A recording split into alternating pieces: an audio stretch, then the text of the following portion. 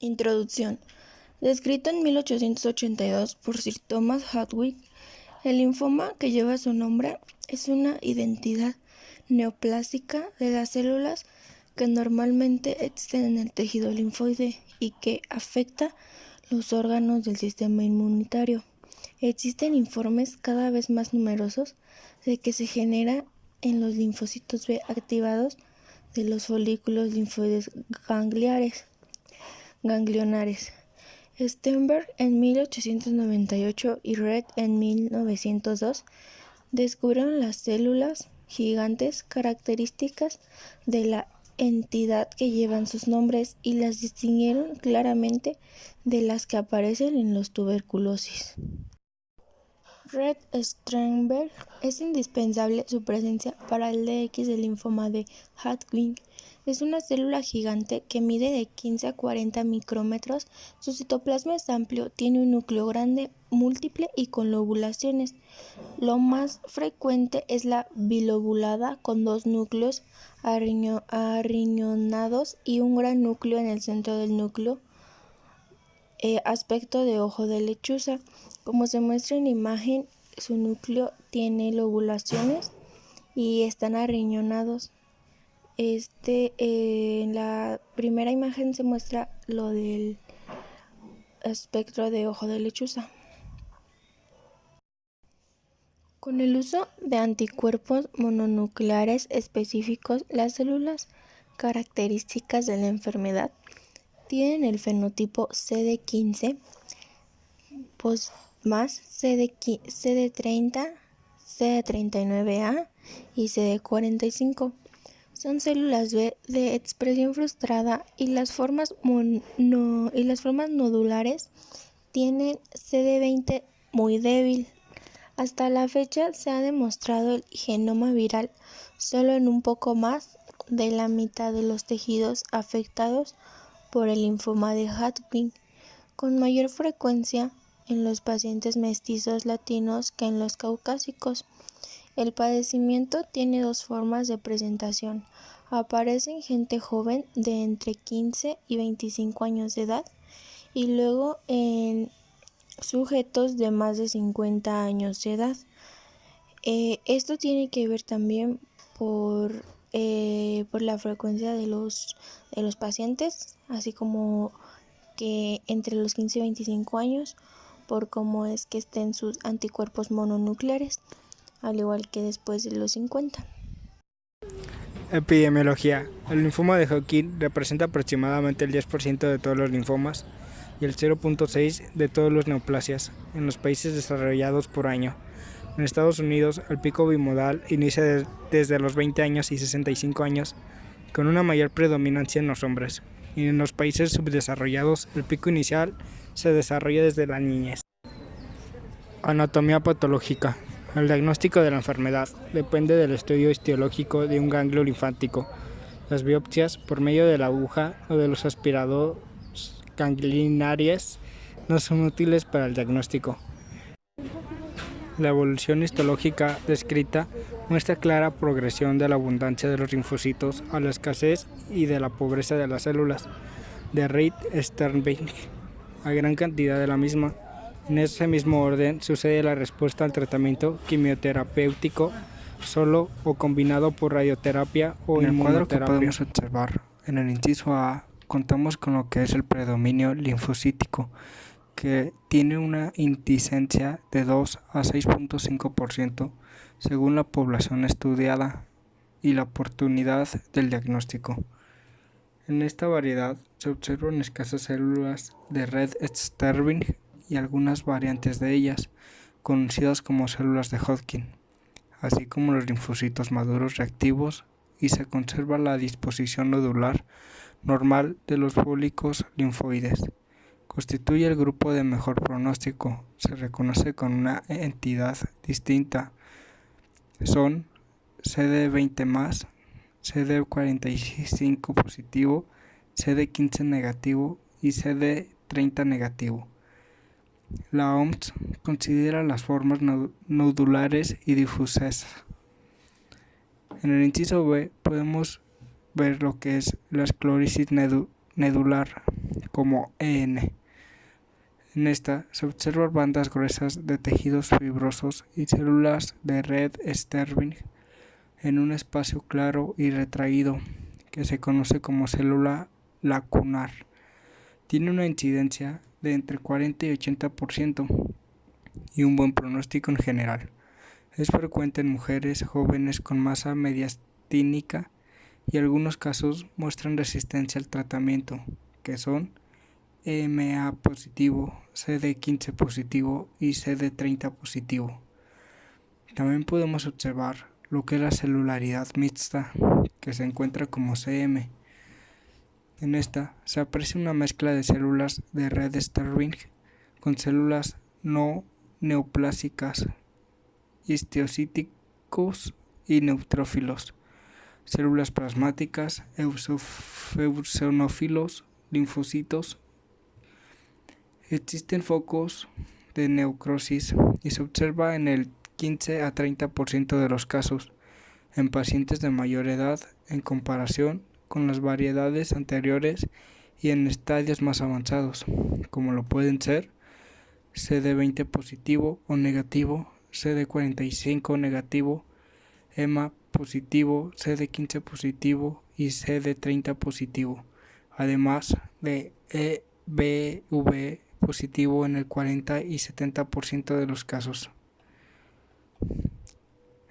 También contamos con lo que son el rico en linfocitos, como lo encontramos como RL.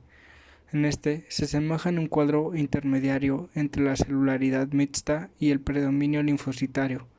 Las células de Hodgkin y red Sterling son escasas. Los neutrófilos, las células plasmáticas y eosinófilos son parivasculares y a veces se conservan. La imagen nodular de un pequeño centro germinal reactivo, los linfocitos son de tipo B y ocupan la parte externa del folículo linfoide en manto, como lo puede ser el CD30 negativo, el CD15 negativo y el CD20 positivo, como también el CD45 positivo. También podemos encontrar lo que es la disminución linfocítica, donde en este se puede apreciar una mezcla de células de red Sterling, grandes, deformes y pluriformicas, mezcladas con áreas hipocelulares de material fibrinal, así como una sustancia amorfada, eosinofílica, no refrigerante. Esta variedad ocurre en pacientes de mayor edad, con una localización abdominal, gran extensión tumoral y pobre respuesta de la quimioterapia. A largo plazo se conocen las variedades de esclerosis difusa y la celular. Cuadro clínico. Los enfermos generalmente cursan con crecimientos ganglionares de consistencia aumentada, móviles, indoloros, que tienen más de 6 semanas de evolución y miden más de 3 centímetros debido a que uno o varios ganglios han confluido. El sitio de presentación más frecuente, 70% de los casos, es el cuello, y en el 90% de los pacientes son superficiales. Conforme avanza la enfermedad, hasta el 50% de los sujetos empieza a tener síntomas constitucionales, fiebre de escasa magnitud, casi siempre vespertina o nocturna, seguida de sudoración nocturna, ambas intermitentes y producidas por la liberación de interleucina 1 y 2. Estos síntomas persisten durante semanas y desaparecen por periodos semejantes, misma que se conoce como la fiebre de Pell-Einstein. Como se observa en la figura, el crecimiento ganglionar exuberante por enfermedad de Hodgkin en ambos lados de las estructuras vasculares intraabdominales. Con el paso del tiempo crecen ganglios nuevos y en algunas ocasiones se logra demostrar también un cambio histológico de una variedad benigna a otra más agresiva. En el 50% de los casos, al momento del diagnóstico en la variedad esclerosis nodular, ya hay enfermedad mediastínica, la cual se debe a la liberación del factor de transformación del crecimiento por células enfermas, casi siempre en el mediastino anterior, en ganglios paratraqueales o traqueobronquiales. Como se puede observar en la figura, en los pacientes con la variedad de esclerosis nodular de la enfermedad de Hodgkin, es frecuente que haya crecimiento ganglionar mediastínico. Con la diseminación de la enfermedad, cualquier área ganglionar u órgano puede resultar afectado, sobre todo vaso, pulmón, ganglios paraórticos, hígado, hueso y médula ósea, convirtiéndose la entidad proliferativa a invasiva y ocupativa. En conclusión, una adenopatía indolora creciente de más de 3 semanas de evolución, sin causa aparente, asociada o no a fiebre, pérdida de peso o tos, deberá estudiarse como probable linfoma. Diferencial. Debe de diferenciarse de los linfomas unicelulares no Hodgkin y de las variedades inmunoblástica, pleomórfica, anaplásica. La evolución son distintos. En el linfoma no Hodgkin suele ocurrir afección a la médula frecuentes en el linfoma de Hodgkin. La vacunación reciente, lupus eritematoso generalizado, la ingestión de fenileidatoinato y otros anticonvulsivantes y la sarcoidosis pueden causar una adenopatía inflamatoria muy parecida clínica e histológicamente a la enfermedad de Hodgkin. Estudios de laboratorio. La velocidad de eritrosedimentación, la proteína C de alta sensibilidad y el nivel de fibrinógeno son pruebas útiles para medir la actividad de la enfermedad. Se han utilizado para separar grupos de pronóstico favorable y desfavorable. La biometría generalmente es normal, pero puede mostrar anemia moderada, normocítica e hipocrómica, con monocitosis e eosinofilia, linfopenia y trombocitosis que acompañan a la enfermedad desde los estadios tempranos. La biopsia de médula ósea se recomienda para estudios avanzados después del 3B, en vista de que solo el 10% o menos de los estadios tempranos muestran ocupación medular. Debe de estudiarse su origen autoinmunitario con prueba de COMS o mediante la búsqueda de anticuerpos antiplaquetarios. Estudios de gabinete. La radiografía simple de tórax en vista posterior y en forma lateral ofrecen un primer abordaje útil para la clasificación de la extensión del linfoma de Hodgkin. La tomografía por emisión de positrones con 18-fluorodesoxiglucosa se usa con mayor frecuencia para detectar lesiones residuales activadas insospechadas y como valor pronóstico después de 2 a 3 ciclos del tratamiento. Se ha apoyado el diagnóstico en los estudios tomográficos combinopélvicos con material oral e intravenosa simultáneo, con el objetivo de precisar las adenopatías retroperinales y de los hijos hepáticos y espejorrenales. La resonancia magnética de otra dimensión a las estructuras ganglionales cuando se estudian en relación con las óseas, pero no define claramente cuando se trata de diferenciar tejidos blandos entre sí. Grasa contra adenopatía. Solo usando óxido de hierro en partículas ultrapequeñas cubiertas con dextran se ha ido mejorando la calidad de la imagen ganglionar. Estadios de la extensión del linfoma de Hodgkin.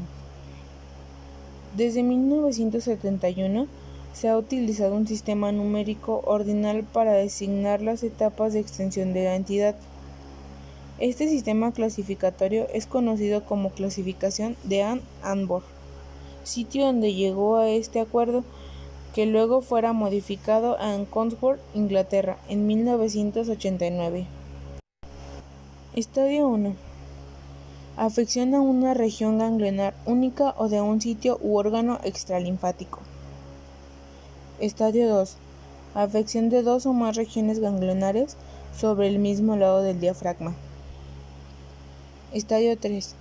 Afección de ganglios en ambos lados del diafragma, acompañada o no de alteraciones localizadas en un órgano o sitio extralinfático o del vaso.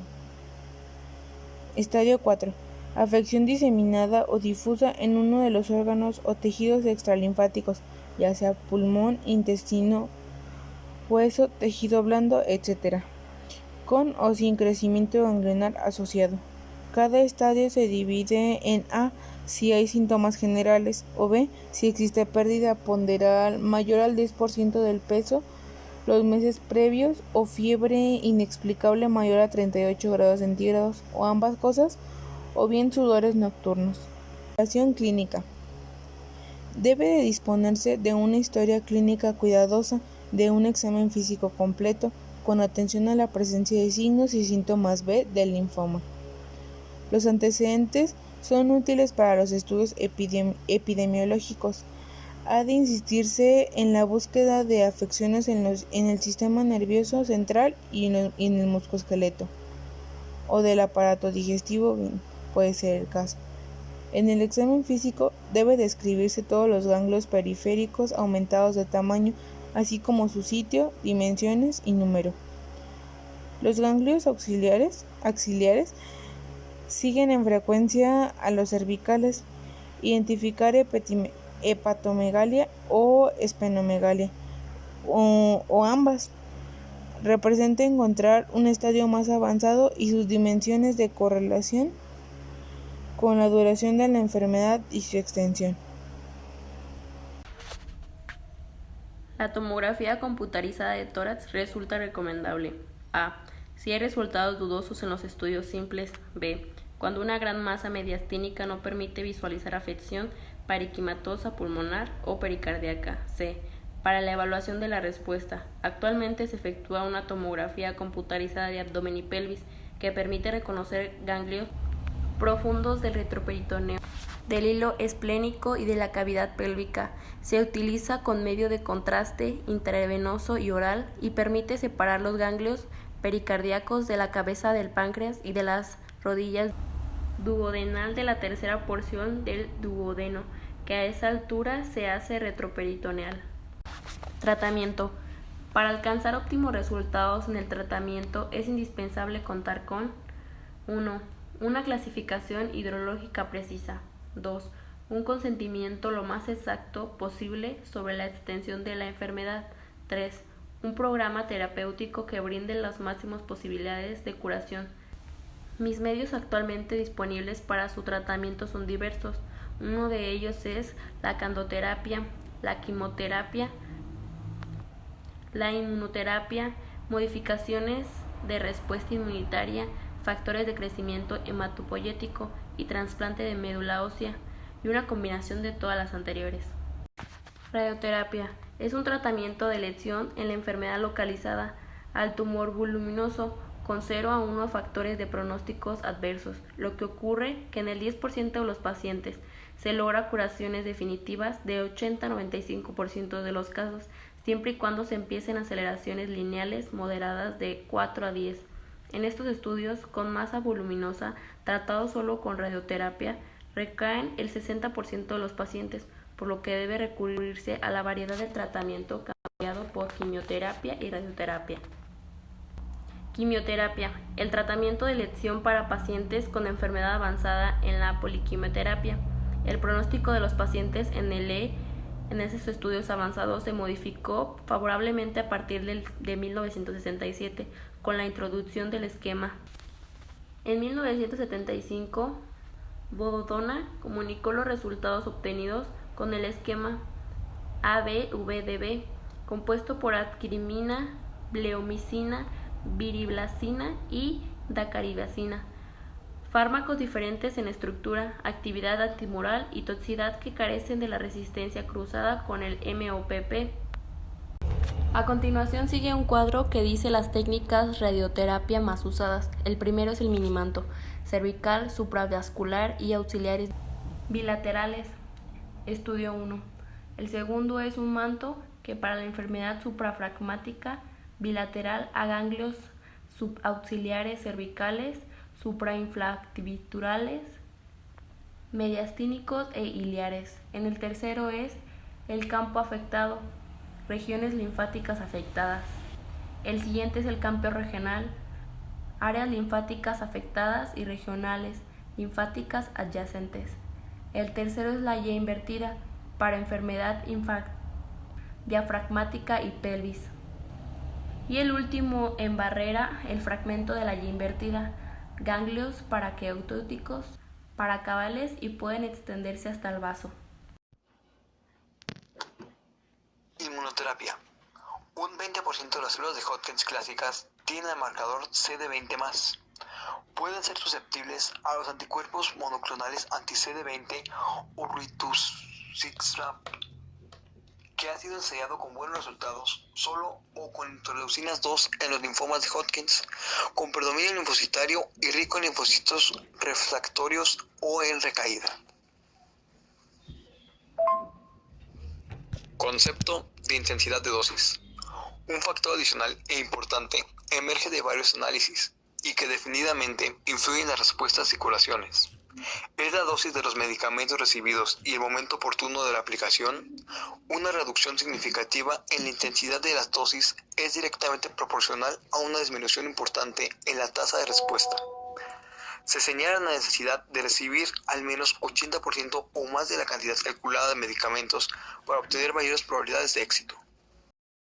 En el cuadro 16,4 se pueden ver las recomendaciones terapéuticas según el estudio evaluativo. El estadio 1 y 2A, el tratamiento recomendado es de 2 a 4 ciclos de ABVD o VAMP más RT, de 15 a 25 GY a campo afectado. El riesgo es favorable. El tratamiento alternativo para este caso es RT en manto más 30 a 40 GY. Este solamente puede ser aplicado para adultos y el riesgo es muy favorable. En el estadio de 2E, A o B, con gran masa diastínica, de 4 a 6 ciclos de ABVD más RT 30 GY por campo afectado, el riesgo es un tanto desfavorable. El tratamiento alternativo que le corresponde es de 4 a 6 ciclos de ABD más RT en campo extendido, 6 ABVD a fumadores y mujeres menores de 27 años. En el estadio 3A, que corresponde a enfermedades esplénica mínima, le corresponden de 6 a 8 ciclos de ABVD más RT de 20 a 30 GY con RP. El tratamiento alternativo que le corresponde es Stanford 5 más RT a campos invadidos. En el estadio 3A2, que corresponde a una enfermedad extensa esplénica, el tratamiento recomendado es de 6 a 8 ciclos de AVD más 20 a 30 GY enfermedad residual. El tratamiento alternativo corresponde a una cirugía TRT más BCOP o bien estableciendo el Stanford 5. En el estadio que le corresponde a 3B y 4B, de 6 a 8 ciclos de ABVD más RT, en personas con enfermedades de autotransplante o bien con enfermedades respiratorias que sean mayores de 60 años. Su tratamiento alternativo puede ser el ICE, el BCOP o bien empleando el BIM contra 2 con más de 4 factores adversos. Complicaciones del tratamiento son diversas y de magnitud variable. Por ejemplo, náuseas, vómitos, caída de pelo, mielosupresión, hepatotoxicidad, cardiotoxicidad, entre otras. Hay 2 complicaciones de aparición inmediata y tardía importantes por su morbimortalidad. La número 1 es el daño gonadal, que puede ocasionar hasta la esterilidad irreversible. El segundo es las segundas de neoplasia. Conclusiones. El linfoma de Hodgkin es una entidad neoplásica de células linfoides. La célula maligna proliferante es la célula de Reds-Steinberg, una célula linfoide de estirpe B modificada. El tratamiento se elige con base a la extensión de la neoplasia y habitualmente se lleva a cabo con quimioterapias combinada como ABVD. Los tratamientos actuales logran curación definitiva de la enfermedad en más del 90% de los pacientes con linfoma de Hodgkin.